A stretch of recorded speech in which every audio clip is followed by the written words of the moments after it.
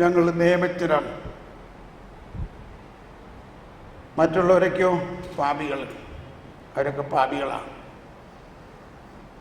ഇത് നമ്മൾ പറയണത് അന്നത്തെ പശ്ചാത്തലം മനസ്സിലാക്കാൻ വേണ്ടിയാണ് കേട്ടോ. നമ്മൾ അവരെ കുറ്റം പറയുകയല്ല.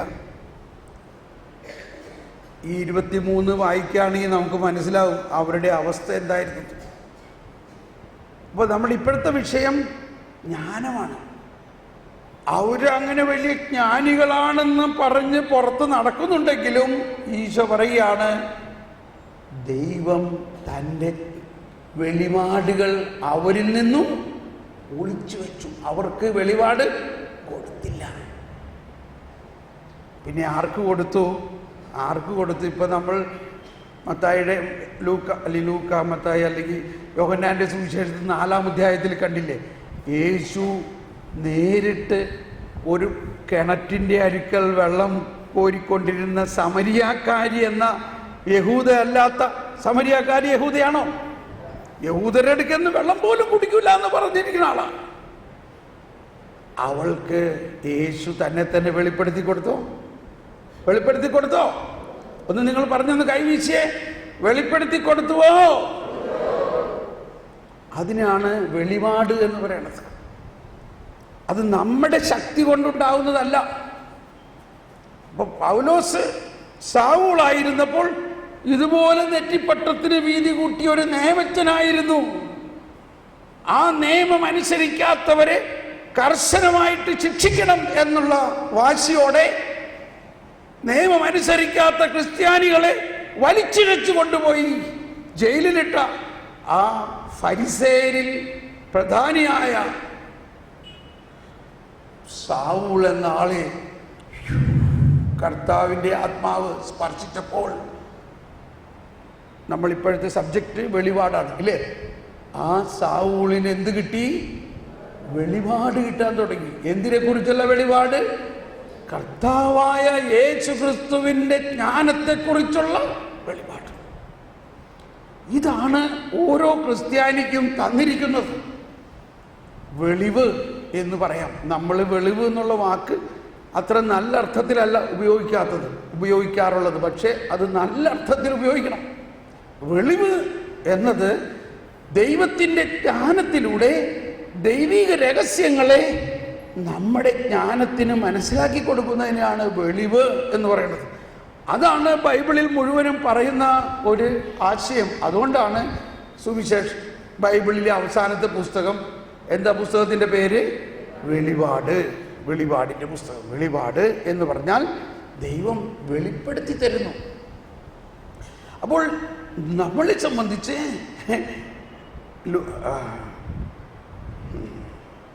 ഇപ്പൊ നമ്മൾ വായിച്ചല്ലോ, ഇതെല്ലാം ശിശുക്കൾക്ക് വെളിപ്പെടുത്തി കൊടുക്കുന്നു എന്ന് ഈശോ അന്ന് പറഞ്ഞത് നമ്മളിൽ സംഭവിച്ചിരിക്കുന്നു ജ്ഞാനസ്നാനത്തിലൂടെയും. എഫെസോസുകാർക്ക് എഴുതിയ ലേഖനത്തിൽ 1-ാം അധ്യായത്തിൽ 17-ാമത്തെ വചനം, എല്ലാവരും കരമുയർത്തി ഈ വചനം ഒന്ന് ശബ്ദം ഉയർത്തി ഏറ്റു പറയാം. നമ്മുടെ കർത്താവായ യേശുക്രിസ്തുവിന്റെ ദൈവവും മഹത്വത്തിന്റെ പിതാവുമായവൻ ജ്ഞാനത്തിന്റെയും വെളിപാടിന്റെയും ആത്മാവിനെ നിങ്ങൾക്ക് പ്രദാനം ചെയ്തുകൊണ്ട് തന്നെക്കുറിച്ചുള്ള പൂർണ്ണമായ അറിവിലേക്ക് നിങ്ങളെ നയിക്കട്ടെ. ഒന്ന് ശരിക്ക് ഉച്ചത്തിൽ പ്രഘോഷിച്ചുകൊണ്ട് പറഞ്ഞ് അർത്ഥം മനസ്സിലാക്കി അത് കേട്ടെ, പ്രഘോഷിച്ചേ. നമ്മുടെ കർത്താവായ യേശുക്രിസ്തുവിന്റെ ദൈവവും മഹത്വത്തിന്റെ പിതാവുമായവൻ ജ്ഞാനത്തിന്റെയും വെളിപാടിന്റെയും ആത്മാവിനെ നിങ്ങൾക്ക് പ്രദാനം ചെയ്തുകൊണ്ട് തന്നെക്കുറിച്ചുള്ള പൂർണ്ണമായ അറിവിലേക്ക് നിങ്ങളെ നയിക്കട്ടെ. Praise the Lord.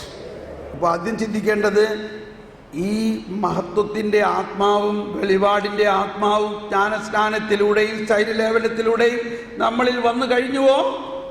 കഴിഞ്ഞുവോ? ഒന്ന് ഉച്ചത്തിൽ ഉത്തരം പറഞ്ഞേ. കഴിഞ്ഞുവോ? നമ്മളിലുണ്ടോ? ഉണ്ട്, നമ്മളിലുണ്ട്. പക്ഷേ നമ്മുടെ നോട്ടം ആ ഒരു വഴിയിലൂടെ അല്ല. നമ്മളിപ്പോഴും ആ ഫരിസേയരെ പോലെ 10 പ്രമാണങ്ങളിൽ കുടുങ്ങിക്കിടക്കുകയാണ്. 10 പ്രമാണം അനുസരിക്കേണ്ട എന്നല്ല പറയേണ്ടത്. 10 പ്രമാണമാണ് നമ്മളെ ലക്ഷ്യം വയ്ക്കുന്നതെങ്കിൽ നമ്മൾ ഒരു യഹൂദനല്ലേ പറയും. എന്താ യഹൂദർ ചെയ്തിരുന്നത്? അവർ ഈ പ്രമാണങ്ങളെ കണിശമായിട്ട് പാലിക്കണമെന്ന് പഠിപ്പിക്കുകയും അത് നെറ്റിപ്പട്ടമായിട്ട് വയ്ക്കുകയും അത് ഊറാല പോലെ ഇടുകയൊക്കെ ചെയ്തുകൊണ്ട് പ്രമാണം കാത്തു പാലിക്കണം.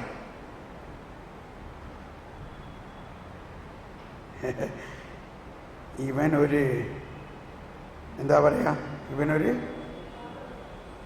പറയാ വിവാദ വിഷയമാണല്ലോ എന്നല്ല ഇപ്പൊ തോന്നണേ.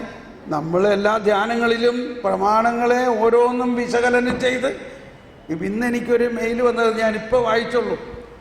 ബ്രദർ ഇത് പറയണ കേട്ടിട്ട് മറ്റ് സ്ഥലത്ത് അത് ഭയങ്കര വ്യത്യാസമാണല്ലോ. മറ്റ് ഇന്ന സ്ഥലങ്ങളിൽ പേരെ ഇന്ന സ്ഥലങ്ങൾ ധ്യാനത്തിലും പ്രസംഗങ്ങളൊക്കെ പറയണത് ധ്യാനത്തിൻ്റെ 2-3 ദിവസം മുഴുവനും പാപത്തെക്കുറിച്ചും പ്രമാണങ്ങളെക്കുറിച്ചും അത് ലംഘിച്ചാലുണ്ടാകാവുന്ന ശാപത്തെക്കുറിച്ചും നാശത്തെക്കുറിച്ചും ഓരോ പ്രമാണങ്ങളെ വിഭജിച്ച് ഇന്നിന്ന കാര്യങ്ങളെല്ലാം ചെയ്യുന്നില്ലെങ്കിൽ നീ ഇന്ന പ്രമാണം അനുസരിച്ച് ശിക്ഷാർഹമാണ്. ഇങ്ങനെ നിരവധി പഠിക്കുമ്പോൾ നമ്മൾ എന്താ പഠിക്കണേ? നമ്മൾ ആരാപ്പോ പറയും? നമ്മൾ ഒരു യഹൂദനല്ലേ ആവുന്നുള്ളൂ പറയും. നമ്മൾ ആരായിപ്പോ? നമ്മൾ ക്രിസ്തു ശിഷ്യരാണ്.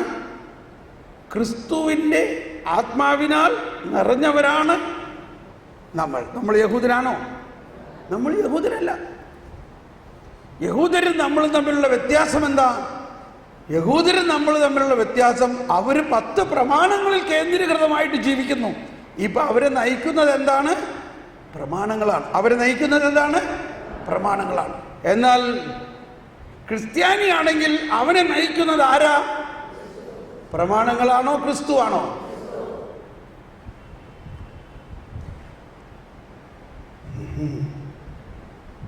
അപ്പൊ ക്രിസ്തു എങ്ങനെയാ നയിക്കുന്നത്? ക്രിസ്തു നയിക്കുന്നത് തൻ്റെ പരിശുദ്ധാത്മാവിൻ്റെ ജ്ഞാനം അവൻ്റെ ആത്മാവിലേക്ക് കൊടുത്തുകൊണ്ട് ക്രിസ്തുവിൻ്റെ അതേ ജ്ഞാനം അവനിൽ കൊടുത്തു കഴിയുമ്പോൾ ആ ക്രിസ്തുവിൻ്റെ ജ്ഞാനം അവൻ്റെ ആത്മാവിനെ നയിക്കുന്നു. അതാണ് വ്യത്യാസം.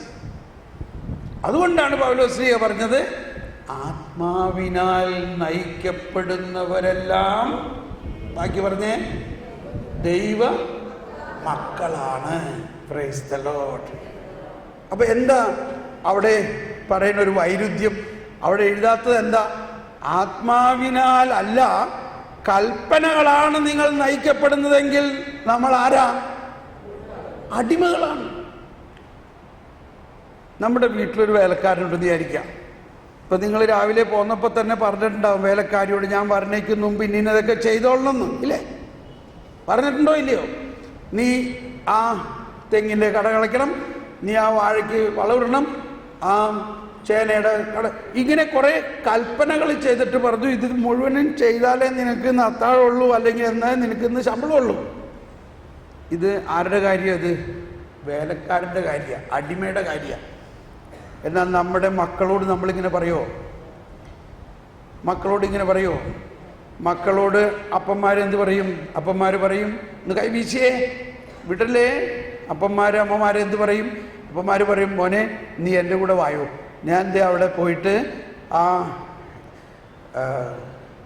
എന്താ പറയുക ചേനയുടെ വളമിടണം എങ്ങനെയാണ് ഞാൻ കാണിച്ചു തരാം, അല്ലെങ്കിൽ ആ ഇതിന് കടകളൊക്കെ എങ്ങനെയാണ് ഞാൻ കാണിച്ചു തരാം. എന്നിട്ട് നമുക്ക് ഒരുമിച്ച് ചെയ്യാം. അങ്ങനെ അവൻ കണ്ടു കഴിഞ്ഞപ്പോൾ പിറ്റേ ദിവസം അവൻ പറഞ്ഞു, അപ്പച്ച ഇത് ഞാൻ ചെയ്യാവുന്നുള്ളൂ, അപ്പച്ചൻ അവിടെ ഇരുന്നോ, ഞാൻ ചെയ്തോളാം എന്ന് പറയും. ഇതാണ് മക്കൾ എന്ന് പറഞ്ഞാൽ. വേലക്കാരൻ അങ്ങനെ പറയുമോ? നമ്മുടെ വീട്ടിൽ ഒരു വേലക്കാരനുണ്ടായിരുന്നു. അവൻ 10,000 രൂപ കട്ടെടുത്തു. എന്ത് ചെയ്യും? അവനെ പറഞ്ഞു വിടും. കാരണം അവൻ കള്ളനാണ്. അവൻ കട്ടെടുത്തു, അവന് പറഞ്ഞു വിട്ടു. ഒരു തെറ്റില്ല അതിനകത്ത്. ഒന്ന് കൈവീശി കാണിച്ചേ. യേശുവേ സ്തോത്രം, യേശുവേ നന്ദി, ഹല്ലേലൂയ. ഇതാണ് അടിമയുടെ അവസ്ഥ. അടിമ നിയമപ്രകാരം ചെയ്തില്ലെങ്കിൽ അവനെ പറഞ്ഞു വിടും. 10,000 രൂപ കട്ടെടുത്തു, അവനെ പറഞ്ഞു വിട്ടു. റൈറ്റ്, ഒരു തെറ്റില്ല. പിറ്റേ ദിവസം നമ്മുടെ സ്വന്തം മകൻ 10,000 രൂപ കട്ടെടുത്തു. ആരെടുത്തു? മകൻ. അവനെ പറഞ്ഞു വിടാൻ പറ്റുമോ? അതാണ് ആദ്യത്തെ വിഷയം. അവനെ പറഞ്ഞു വിടാൻ പറ്റുമോ? അതാണ് പുതിയ നിയമം. പുതിയ നിയമത്തിൽ നമ്മൾ ആരാണ്? നമ്മൾ മക്കളാണ്. ഇപ്പോൾ ചില അമ്മച്ചിമാർ തോന്നുന്നു, ബ്രദറെ ഇങ്ങനെയൊക്കെ പറയുകയാണെങ്കിൽ പിന്നെ എല്ലാവരും അത് തന്നെ അങ്ങ് ചെയ്തോളും. അതുകൊണ്ടാണ് നമ്മൾ പറയാത്തത്. അപ്പം എന്ത് പറയും? സത്യം നമ്മൾ അറിയിക്കുന്നുണ്ടോ? എന്താ സത്യം? സത്യം എന്താണ്? നമ്മൾ മക്കളാണ്. മക്കളാണെങ്കിൽ ദൈവത്തിൻ്റെ സകല സമ്പത്തുകൾക്കും സകല ജ്ഞാനത്തിനും സകല നിധിക്കും നമ്മൾ അവകാശികളാണ്. അഭികാമ്യമായ ദാനം നമുക്ക് എഴുതി തന്നിരിക്കുന്നു. നമ്മുടെ മകൻ 10,000 രൂപ കട്ടെടുത്തു. അവന് പറഞ്ഞു വിടാൻ പറ്റില്ല എന്ന് മാത്രമല്ല, നമ്മൾ അവനെ വിളിച്ചിട്ട് എന്ത് പറയും? അവനെ വിളിക്കും, അവനോട് ചോദിക്കും കാര്യം. എന്നിട്ട് പറയും, മോനെ നീ എന്താ ചെയ്തേ? നിനക്കറിയോ നീ എന്താ ചെയ്തതെന്ന്? നിനക്കറിയോ ഒരു കാര്യം? ഈ അപ്പയും മമ്മിയും ഈ കഷ്ടപ്പെടുന്നത് മുഴുവനും ആർക്ക് വേണ്ടിയാണ്? ഈ ഞങ്ങൾ ഉണ്ടാക്കുന്ന സമ്പാദ്യം മുഴുവനും ആർക്ക് വേണ്ടിയാ മോനെ? അത് മുഴുവനും നിനക്കല്ലേ? എന്നിട്ട് അമ്മച്ചി വേണേ അപ്പച്ചൻ്റെ അടുത്ത് വന്നിട്ട് പറയുന്നേ, നിങ്ങൾ ഈ സമ്പാദിക്കുന്നത് മുഴുവനും നമ്മുടെ മകന് വേണ്ടിയല്ലേ? എന്നിട്ടൊരു വചനം ഇങ്ങനെ പറയും, മകനെ എനിക്കുള്ളതെല്ലാം നിനക്കുള്ളതല്ലേടാ. ഓ, ഇപ്പോൾ അവനെന്ത് കിട്ടി? അവരെന്ത് കിട്ടി? ആ വാക്കൊന്ന് പറഞ്ഞ്, വെളിവ്. ഇപ്പൊ എന്ത് കിട്ടി? വെളിവ് കിട്ടി. അതിനാണ് വെളിവ് എന്ന് പറയണത്. അപ്പൊ അവൻ പറയും, ക്ഷമിക്കണം അമ്മച്ചി, ഇനി ഞാൻ എടുക്കില്ല, ഇനി ആവശ്യമുണ്ടെങ്കിൽ ഞാൻ ചോദിച്ചോളാം. എന്തുകൊണ്ട്? ഈ നമുക്കുള്ളതൊക്കെ അവനുള്ളതാണെന്നുള്ള നല്ല ബോധ്യമുണ്ട്. അതാണ് പുതിയ നിയമം. അപ്പോൾ ശിശുക്കൾക്ക് വെളിപ്പെടുത്തി കൊടുത്തു എന്ന് പറയുന്നതും എഫേസോസുകാർക്ക് ലേഖനത്തിൽ പറയുന്ന, ഒന്നുകൂടി വായിക്കാം, 17:1-17-18 പറയുന്നത്, നമ്മുടെ കർത്താവായ യേശുക്രിസ്തുവിന്റെ ദൈവവും മഹത്വത്തിന്റെ പിതാവുമായവൻ ജ്ഞാനത്തിന്റെയും വെളിപാടിന്റെയും എല്ലാവരും ശബ്ദമുയർത്തി ഏറ്റു പറഞ്ഞുകൊണ്ട്, ജ്ഞാനത്തിന്റെയും വെളിപാടിന്റെയും ആത്മാവിനെ നിങ്ങൾക്ക് പ്രദാനം ചെയ്തുകൊണ്ട് തന്നെക്കുറിച്ചുള്ള പൂർണ്ണമായ അറിവിലേക്ക് നിങ്ങളെ നയിക്കട്ടെ. Praise the Lord. അപ്പോൾ ഇന്നത്തെ നമ്മുടെ പ്രധാന തീം, സബ്ജക്റ്റ് ഈ ജ്ഞാനമാണ്. നാളെ നമ്മൾ ഇനി ഇത് കഴിഞ്ഞിട്ട് എന്താ ഉണ്ടാകാൻ പോണെന്നുള്ളത് നാളെ രാവിലെ ഇവിടെ വരുമ്പോഴേ അറിയുള്ളൂ. നിങ്ങൾ നന്നായിട്ട് ജ്ഞാനത്തിന് വേണ്ടി പ്രാർത്ഥിക്കുകയാണെങ്കിൽ അടുത്ത സബ്ജക്റ്റിലേക്ക് കയറാൻ പറ്റും. അല്ലെങ്കിൽ വീണ്ടും നാളെ മുഴുവനും ജ്ഞാനം തന്നെ പറയേണ്ടി വരും. എന്ത് വേണം? അപ്പം അതിന് നിങ്ങൾ കുറച്ച് ഹോംവർക്ക് ചെയ്യാനുണ്ട്. ഇന്ന് വീട്ടിൽ പോയിട്ട് നിങ്ങൾ ഇന്ന് TV ഒന്നും കാണരുത്, മറ്റൊരു തർക്കത്തിലോ സംസാരത്തിലോ ഒന്നും ഇടപെടരുത്. ജ്ഞാനത്തിൻ്റെ പുസ്തകം 4 അധ്യായം വായിക്കണം. ജ്ഞാനം അധ്യായം 6, 7, 8, 9. ഇപ്പം ഏതെങ്കിലും അമ്മച്ചി ചോദിക്കും, മോനെ ആ ജ്ഞാനത്തിൻ്റെ പുസ്തകം എവിടെ കിട്ടുക? മനസ്സിലാവുന്നുണ്ടോ? അത് നമ്മുടെ ബൈബിളിൽ തന്നെയുള്ളൊരു പുസ്തകമാണ്. മനസ്സിലായോ? ഇതൊക്കെ നടന്ന സംഭവമാണ്. ഞാനിതൊക്കെ വലിയ കാര്യത്തിൽ പറഞ്ഞപ്പോൾ ധ്യാനം കഴിഞ്ഞ് വൈകുന്നേരം ഒരു അമ്മച്ചി വന്നിട്ട് പറയാണ്, മോനെ ആ ജ്ഞാനത്തിൻ്റെ പുസ്തകം എവിടെ കിട്ടണേ? ബൈബിളിൽ കയ്യിൽ വെച്ചിട്ടാണ് പറയണത്. അപ്പോഴാണ് കണ്ടോ, ഇതാണ് നമുക്കുണ്ടാകേണ്ട ജ്ഞാനം. എന്താണ്? ഈ ജ്ഞാനത്തിൻ്റെ പുസ്തകം നമ്മുടെ ബൈബിളിൽ തന്നെയുള്ള ഒരു പുസ്തകമാണ്. അയ്യോ, ഈ എൻ്റെ ബൈബിളിൽ അങ്ങനെ ഒരു പുസ്തകം വേറെ ഉണ്ടെന്നോ? ആ, ഉണ്ട്. ക്ഷമിക്കണം കേട്ടോ, ഞാനിത് കുറ്റപ്പെടുത്താൻ പറയല്ല. ആ സഹോദരി പറയുകയാണ്, എൻ്റെ ബ്രദറെ, ഞാൻ ഇന്നേ വരെ അങ്ങനെ ഒരു പുസ്തകം വായിച്ചിട്ടില്ല. ബൈബിളിൽ അങ്ങനെ ഒരു ഭാഗം ഞാൻ വായിച്ചിട്ടില്ല. ഇത് കുറ്റം പറയല്ല. ഞാൻ പറഞ്ഞില്ലേ, നമ്മൾ ആവുന്നേ ഉള്ളൂ, നമ്മളിങ്ങനെ വന്നുകൊണ്ടിരിക്കുന്നേ ഉള്ളൂ. അപ്പോൾ ഇന്ന് നിങ്ങൾ വായിക്കണം. ഈ 4 അധ്യായങ്ങൾ ഇന്ന് വായിക്കണം. നിങ്ങൾ അത്ഭുതപ്പെട്ടു പോകും.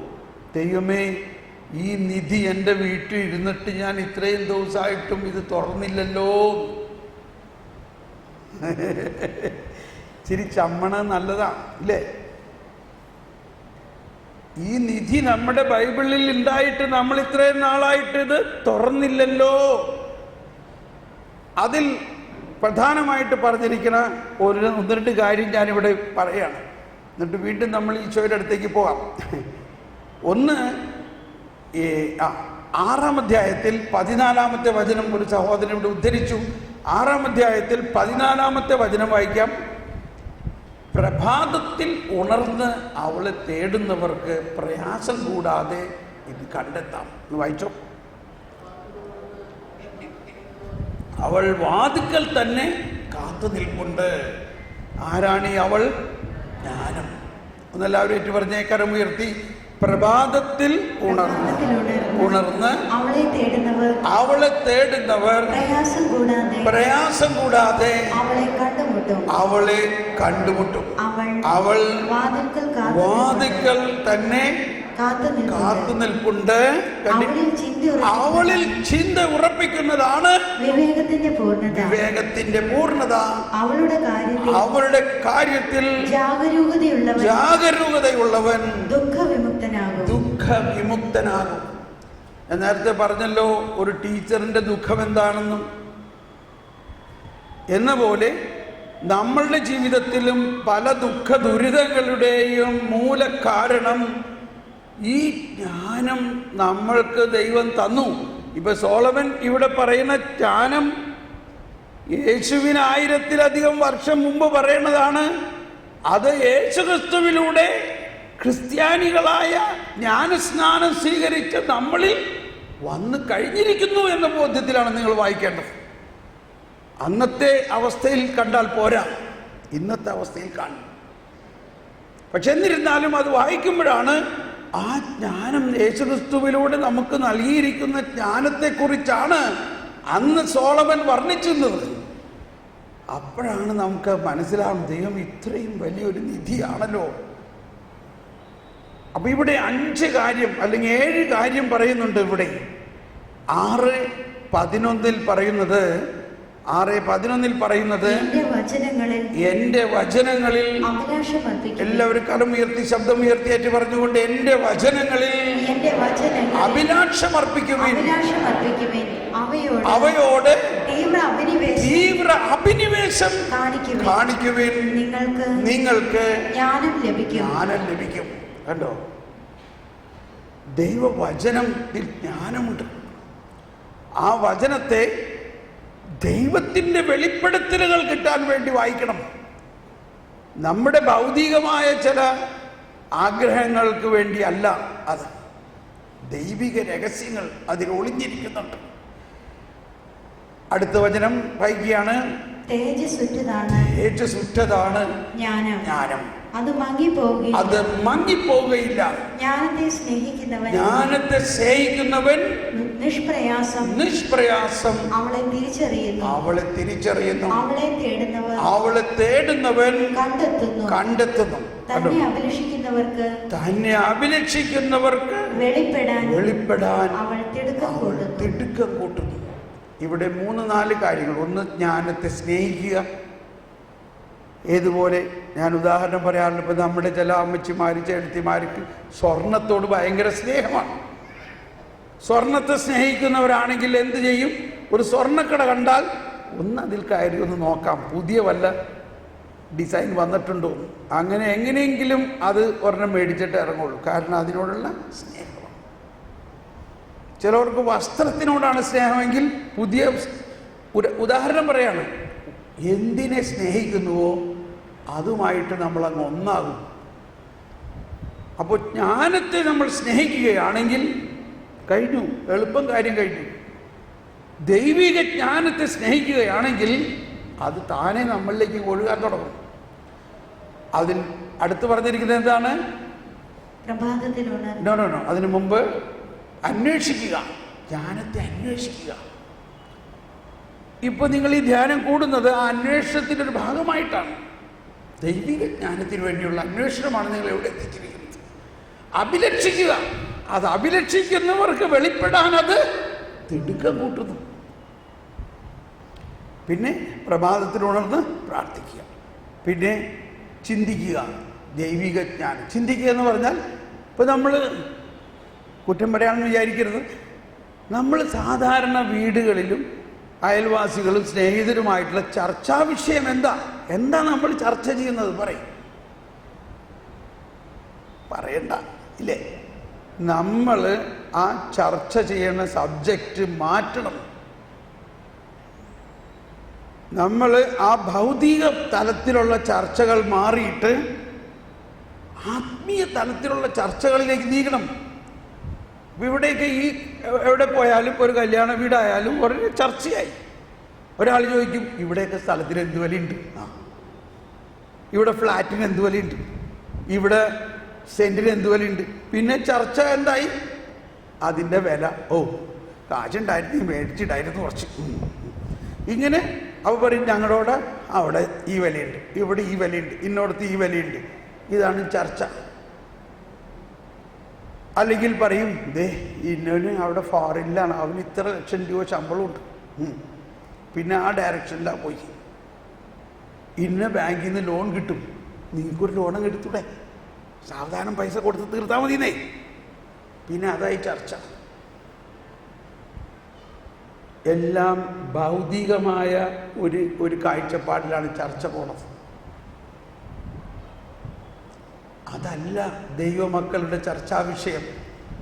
അതുകൊണ്ടാണ് നമ്മളെപ്പോഴും വായിച്ചല്ലേ, നമ്മുടെ ദേശം എവിടെയാണ്? ഇവിടെ അല്ല.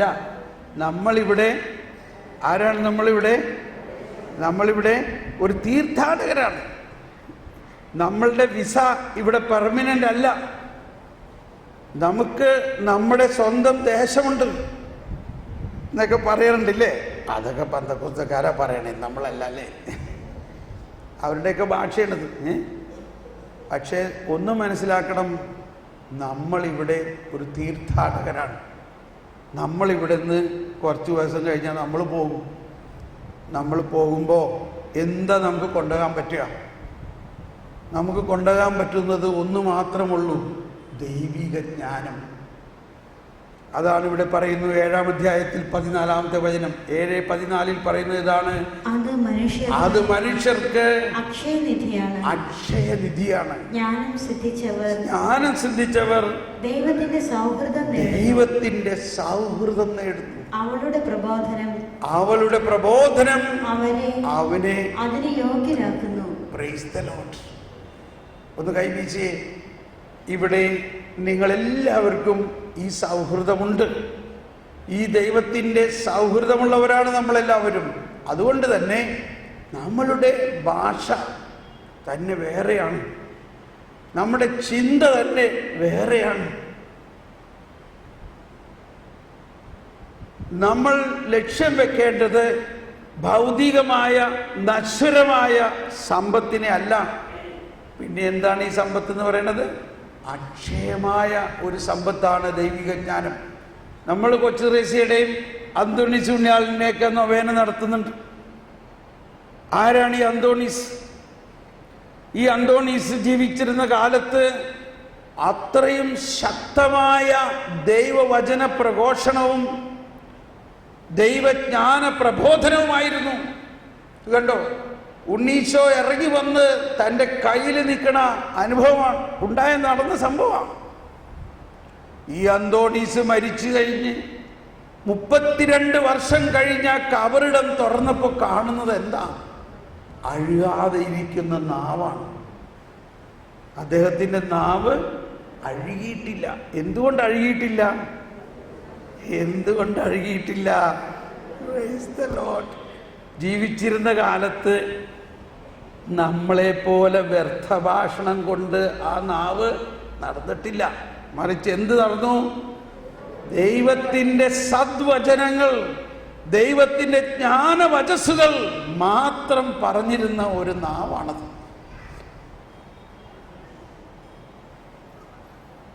ഞാൻ നിങ്ങളെ വിഷമിപ്പിക്കുകയാണോ? ആണോ? അല്ലല്ലോ. പക്ഷെ നമുക്കൊരു വിഷമം വരുന്നുണ്ട്. ഉണ്ടോ ഇല്ലയോ? എന്താ ദൈവമേ, ഈ കാലം അത്രയും എന്തോരം സമയം നമ്മളിങ്ങനെ വ്യർത്ഥ ഭാഷണത്തിൽ കളഞ്ഞു എന്നുള്ളതാണ്. അതുണ്ടാവണം, നല്ലതാണ്. പക്ഷേ വിഷമിക്കണ്ട. ഇനിയുള്ള കാലമെങ്കിലും നമ്മൾ ഭവനത്തിലായാലും സുഹൃത്തുക്കളുടെ ഇടയിലായാലും നമുക്ക് ഒന്നും പറയാൻ പറ്റില്ലെങ്കിലും മിണ്ടാതെ ഇരുന്ന് ചിന്തിച്ചൂടെ? എന്ത് കാര്യം ചിന്തിക്കാമെന്ന്? ദൈവത്തെക്കുറിച്ചും ദൈവത്തിൻ്റെ ജ്ഞാനത്തെക്കുറിച്ചും ചിന്തിക്കുക. ഇത് വലിയ കാര്യമാണ് ഞാനീ പറയണത്. അങ്ങനെ ചിന്തിക്കുന്ന മനസ്സും ആ ദൈവിക ജ്ഞാനം ചിന്തിക്കുന്ന ഹൃദയവും എന്തായി മാറും? ദൈവത്തിൻ്റെ സുഹൃത്തായിട്ട് മാറും. ദൈവത്തിൻ്റെ സുഹൃത്ത്. നമ്മളെല്ലാവരും വിളിക്കപ്പെട്ടിരിക്കുന്നത് അതിലാണ്. അപ്പോൾ ഈ പഴയ നിയമം ഉദ്ധരണികൾ നമ്മൾ കേൾക്കുമ്പോൾ ഞാൻ വീണ്ടും എടുത്ത് പറയാണ്, നമ്മളുടെ കാലഘട്ടം സോളമൻ്റെ കാലത്തല്ല. നമ്മൾ ആരുടെ കാലത്താണ്? യേശുവിൻ്റെ കാലത്തായതുകൊണ്ട് ഇതെല്ലാം ഈശോ നമുക്ക് നൽകി കഴിഞ്ഞിരിക്കുന്നു എന്നുള്ള ബോധ്യമാണ് ഉണ്ടാകേണ്ടത്. ഈശോയുടെ ജീവിത രീതിയിൽ നിന്ന് തന്നെ നമുക്ക് പഠിക്കാം. ഈശോയുടെ ജീവിതം എങ്ങനെയായിരുന്നു? ഒരു ബാലനായിരുന്ന ഈശോ, ഒരു ശിശുവായിരുന്ന കാലഘട്ടം, ബാലനായിരുന്ന കാലഘട്ടം, ഒരു യുവാവായിരുന്ന കാലഘട്ടം, ഒരു വളർന്ന പുരുഷനായിരുന്ന കാലഘട്ടം. ഇങ്ങനൊരു 4 കാലഘട്ടത്തെ നമുക്ക് ഈശോയുടെ ജീവിതത്തെ വിഭജിക്കാം. ലൂക്കായുടെ സുവിശേഷത്തിൽ 2-ാം അധ്യായത്തിൽ 40 മുതൽ 52 വരെയുള്ള വചനങ്ങളിൽ 13 വചനങ്ങളിൽ ലൂക്കാ സുവിശേഷകൻ പറയുന്നത് 3 കാലഘട്ടത്തെ കുറിച്ചിട്ട്. ഒന്ന് 40-ാമത്തെ വചനം പറയുകയാണ്. എല്ലാവരും കരമുയർത്തിയേറ്റ് പറഞ്ഞുകൊണ്ട് ശിശു വളർന്നു. എല്ലാവരും ശബ്ദമുയരട്ടെ. ശിശു വളർന്നു. എല്ലാവരും ശബ്ദമുയർത്തി ഒന്ന് ഏറ്റു പറഞ്ഞേ. ശിശു വളർന്നു. ശിശു വളർന്ന് ജ്ഞാനം നിറഞ്ഞ് ശക്തനായി. ദൈവത്തിന്റെ കൃപ അവന്റെ മേലുണ്ടായിരുന്നു. ഇത് ആദ്യ കാലഘട്ടം. നമ്മൾ ക്രിസ്താനുകരണം എന്ന് പറയൂലേ? ക്രിസ്തുവിനെ അനുകരിക്കുമ്പോൾ നമ്മൾ എവിടെ മുതൽ അനുകരിക്കണം? ശിശു ആയിരുന്ന ആ ക്രിസ്തു എന്തായിരുന്നു ആ ശിശു കാലഘട്ടത്തിൽ? ശിശു ജ്ഞാനം നിറഞ്ഞ് ശക്തനായി. ശിശു ശക്തനായി. എന്തായിരുന്നു അവൻ്റെ ശക്തി? കണ്ടോ, നമ്മളുടെ ഈ കാലഘട്ടവും നമ്മളുടെ വ്യത്യാസം കണ്ടോ? നമ്മൾ കുഞ്ഞുങ്ങൾക്ക് ശക്തി കിട്ടാൻ വേണ്ടി ബോൺവിറ്റയും പാലും മൾട്ടി വിറ്റാമിനും എല്ലാം മേടിച്ചു കൊടുത്ത് അവനെ എല്ലാ ദിവസവും തൂക്കി നോക്കുകയാണ്. നമ്മൾ പെഡിയാട്രീഷ്യൻ്റെ അടുത്ത് കൊണ്ടുവരുമ്പോൾ ആൾ പറയും, ഇത്ര ഗ്രാം കുറവാണ്, നിങ്ങൾ എന്ത് കാണിച്ച കൊച്ചിനെ വളർത്തണേ, അതുകൊണ്ട് ഇന്ന പോഷകങ്ങൾ കൊടുക്കണം, ഇന്ന വിറ്റാമിൻ കൊടുക്കണം. ഈ പെഡിയാട്രീഷ്യൻ അവൻ്റെ ആത്മാവിൻ്റെ വളർച്ച നോക്കുന്നുണ്ടോ?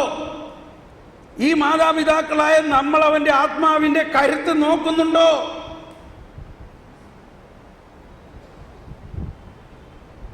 ക്രിസ്താനുകരണം എന്ന് പറഞ്ഞാൽ ഇവിടെ മുതൽ നമ്മൾ അനുകരിക്കണം. ആരെ? ക്രിസ്തുവിനെ. എവിടെ മുതൽ അനുകരിക്കണം? ശിശു. നമ്മൾക്ക് വ്യത്യാസങ്ങൾ വരുത്തേണ്ട ആവശ്യമുണ്ടോ ഇല്ലയോ? ഉണ്ട്. നമ്മളിൽ വളരെയധികം വ്യത്യാസം വരുത്തേണ്ട ഒരു കാര്യമാണ് ശിശു എങ്ങനെ വളരണമെന്നുള്ളത്. നമ്മുടെ ചിന്ത തന്നെ, കുഞ്ഞ് ജനിച്ചാൽ ചിന്തിക്കുന്നത് തന്നെ വേറെ ഒരു ദിശയിലാണ് നമ്മൾ ചിന്തിക്കുന്നത്. നമ്മൾ പറയണില്ല, അതിപ്പോൾ നമുക്കറിയാലോ. പക്ഷെ നമ്മൾ എന്ത് ചിന്തിക്കണം? ഈ ശിശു ദൈവത്തിൻ്റെ ജ്ഞാനം കൊണ്ട് എങ്ങനെ നിറയണമെന്നത് ചിന്തിക്കണം. അതിനെന്ത് ചെയ്യാൻ പറ്റുമെന്നുള്ളത് ചെയ്യണം. ശിശു എങ്ങനെ ശക്തനായി എന്നാ പറയണേ? അതെന്ത് ശക്തിയാത്? ജ്ഞാനം നിറഞ്ഞ് ശക്തനായി. നമ്മൾ മന്ദബുദ്ധികളെന്ന് പറയും ചിലർ. മന്ദബുദ്ധികളെന്ന് പറഞ്ഞാൽ ഡൗൺ സിൻഡ്രോമുള്ള, നമ്മൾ അവരെ അങ്ങ് അവഗണിച്ചിരിക്കുകയാണ്. പക്ഷേ നമ്മളെക്കാളെല്ലാം വളരെ ബുദ്ധിയുണ്ട് അവർക്ക്. ഒരു ഉദാഹരണം ഞാൻ പറയാണ്. ഒരു അമ്മച്ചി പറയണേ, അവരുടെ മകൻ മന്ദബുദ്ധിയാണ്. അപ്പം അവനെ സിസ്റ്റർമാർ മന്ദബുദ്ധികൾക്ക് വേണ്ടി നടത്തുന്ന ഒരു സ്ഥാപനത്തിലാണ് അവൻ ജീവിക്കണത്. പക്ഷെ എങ്കിലും ഞായറാഴ്ചയൊക്കെ അവൻ ഇടയ്ക്ക് വീട്ടിൽ വരും. അങ്ങനെ ആഴ്ചയിൽ ഒരിക്കൽ അവനെ വീട്ടിൽ കൊണ്ടുവരാം. അപ്പം ഞായറാഴ്ച അപ്പച്ചൻ പോയിട്ട് അവനെ വീട്ടിൽ കൊണ്ടുവരും. വീട്ടിൽ വന്നു കഴിഞ്ഞാൽ അവനിങ്ങനെ എന്തെങ്കിലും അമ്മ ഉണ്ടാക്കണ ഭക്ഷണം കഴിക്കാനുള്ള ആർത്തിയാണ്. ആർത്തി എന്ന് പറഞ്ഞാൽ ഒരു നല്ല അർത്ഥത്തിലാണ് കേട്ടോ പറയണേ. അപ്പോൾ അവനിങ്ങനെ കഴിക്കണ കാണുമ്പോൾ അമ്മയ്ക്ക് നല്ല സന്തോഷമാണ് അവൻ കഴിക്കണ കാണുമ്പോൾ. പക്ഷേ അമ്മ ചോദിക്കേട്ടാ, നിനക്ക് അവിടെ ഒന്നും കിട്ടണില്ലേ? നിനക്ക് അവരൊന്നും തരണില്ലേ? ഇല്ലില്ല, അവർ തരണൊക്കെ ഉണ്ട്. അവർ എല്ലാ ദിവസവും രാവിലെ ഞങ്ങൾക്ക് 3 ചപ്പാത്തിയും കറിയും കിട്ടും. പക്ഷെ എനിക്കത് പോരാ. എനിക്ക് 3 ചപ്പാത്തി കഴിച്ചാൽ, അഭിപനത്തിന് തടിയുള്ള ചെറുക്കനാണ്, എനിക്ക് 3 ചപ്പാത്തി കഴിച്ചാൽ ഒന്നും ആവില്ല. അപ്പം മോനെ, അപ്പം നിനക്കങ്ങ് ചോദിച്ചൂടെ 2 ചപ്പാത്തിയും കൂടി തരാൻ? ചോദിച്ചാൽ അവർ തരുകയും ചെയ്യും. പിന്നെ എന്താ നീ ചോദിക്കാത്തേ? അതെ, ഞാൻ ചോദിച്ചാൽ അവരെനിക്ക് തന്നാൽ ചിലപ്പോൾ മറ്റുള്ളവന് അത് കുറവായി പോയാലോ? അവിടെ ഭക്ഷണം കഴിക്കാനുള്ള വേറെ ആളുകളില്ലേ, അവർക്ക് ആർക്കെങ്കിലും കിട്ടാതായി പോയാലോ? മനസ്സിലാകണില്ല നമുക്കിത്. മനസ്സിലാകണ്ടോ? നമുക്ക് മനസ്സിലാകണില്ല. മനസ്സിലായോ ഇല്ലയോ? ഒന്ന് ചിന്തിച്ച്. നമ്മൾ നല്ല ബുദ്ധിയുള്ളവരിങ്ങനെ ചിന്തിക്കാറുണ്ടോ? പറയും. നമ്മുടെ മക്കൾ നല്ല ബുദ്ധിയുള്ളവരിങ്ങനെ ചിന്തിക്കാറുണ്ടോ? ഇതൊരു മന്ദബുദ്ധി കൊച്ചിൻ്റെ ചിന്തയാണ്. ഞാൻ കൂടുതൽ ചോദിച്ചാൽ അവരെനിക്ക് തന്നാൽ മറ്റ് ഇനി ഭക്ഷണം കഴിക്കാനുള്ളവർക്ക് കുറവ് വന്നേക്കാമെന്ന് ഉദ്ദേശിച്ചിട്ട് അവൻ ചോദിക്കുന്നില്ല എന്ന് പറയും. ഇത് പറയുമ്പോൾ നിങ്ങൾക്ക് കോരിത്തരിക്കണമായിട്ട് തോന്നുന്നുണ്ടോ? ഇത് കേൾക്കുമ്പോൾ ഇതാണ് ദൈവിക ജ്ഞാനം എന്ന് പറയണത്. എനിക്കിത് കേട്ടിട്ട് അങ്ങ് ഭയങ്കര ഒരു സന്തോഷമായി. ആ അമ്മ തന്നെ പറയാണ്, ഞാനങ്ങനെ നാണിച്ചു പോയി, ഞാൻ ലജ്ജിച്ചു പോയി. ഈ മന്ദബുദ്ധി എന്ന് പറഞ്ഞ് നമ്മൾ തള്ളുന്ന ആ മകൻ്റെ ഇങ്ങനെ ഒരു കാര്യം കേട്ടിട്ട് അവനെക്കുറിച്ച് എനിക്കങ്ങ് അഭിമാനം തോന്നി. എൻ്റെ മകൻ അങ്ങനെ ചിന്തിച്ചല്ലോ എന്ന്. ഇത് അവൻ്റെ ചിന്തയാണ് അവൻ പറഞ്ഞതില്ലേ? അവൻ്റെ ചിന്തയാണ് പറഞ്ഞത്. എനിക്ക് ചിലപ്പോൾ തോന്നാറുണ്ട്, ഇങ്ങനെയുള്ള കുറേ ക്ഷമിക്കണം കേട്ടോ, മന്ദബുദ്ധി കുട്ടികളൊക്കെ ഉള്ളതുകൊണ്ടാണ് നമ്മളെ ദൈവം അനുഗ്രഹിക്കണേ. എനിവേ, അപ്പോൾ ദൈവത്തിൻ്റെ ജ്ഞാനത്തിന് ആത്മാവിൻ്റെ ബുദ്ധിയാണത്. മന്ദബുദ്ധി എന്നോ നല്ല ബുദ്ധി എന്നോ വീരബുദ്ധി എന്നോ വ്യത്യാസമില്ല. ആത്മാവിലാണ് ഈ ജ്ഞാനം പ്രവർത്തിക്കുന്നത്, നമ്മുടെ ആത്മാവിൽ, മനസ്സിലല്ല. അപ്പോൾ നമ്മുടെ ആത്മാവാണ് ഉണരേണ്ടത്. അപ്പോൾ ശക്തി എന്ന് പറയുന്നത് നമ്മുടെ ശരീരത്തിന് 3 നേരം ഭക്ഷണം എന്ന പോലെ. ഇപ്പം നമ്മൾ അമ്മാമ്മയൊക്കെ, ഞങ്ങളുടെയൊക്കെ വീട്ടിൽ അമ്മാമ്മ പള്ളിയിൽ മണി കൊട്ടണ നേരത്ത് ഉടനെ മോനെ ദേ പള്ളിയിൽ മണി അടിക്കണ്ട, കർത്താവിൻ്റെ മാലാക ചെല്ലാ പറയും ഇല്ലേ?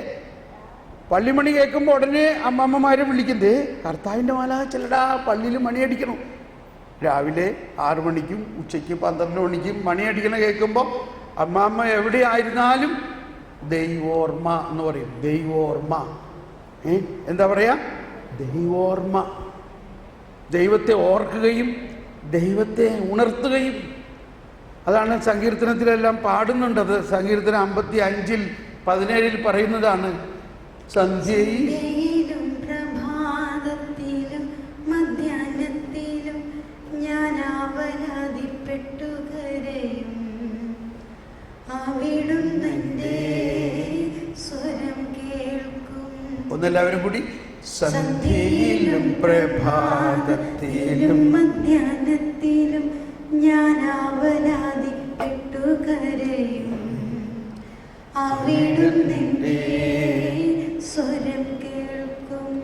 അപ്പോൾ സന്ധ്യയിലും പ്രഭാതത്തിലും, ഇതൊന്ന് മാറ്റിവെക്കാം, മധ്യാഹ്നത്തിലും ആവലാതിപ്പെട്ട് കരയണം നമ്മൾ.